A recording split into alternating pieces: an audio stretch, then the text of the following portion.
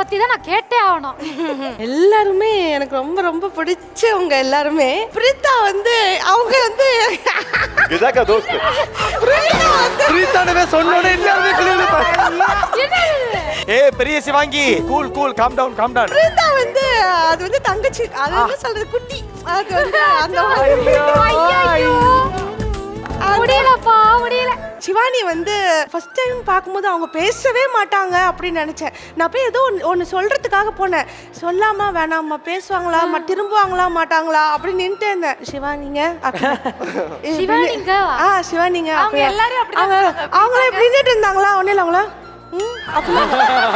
ஐயோ அந்த கருணக்கிழங்கு எண்ணெய் போடாமல் வெட்டினா கையை அரிக்கும் அப்படி சொல்றதுக்காக வந்தேன். எனக்கு மட்டும்தான் சொல்றீங்களா எல்லாருக்கும் சொல்றீங்களா அப்படின்னாங்க.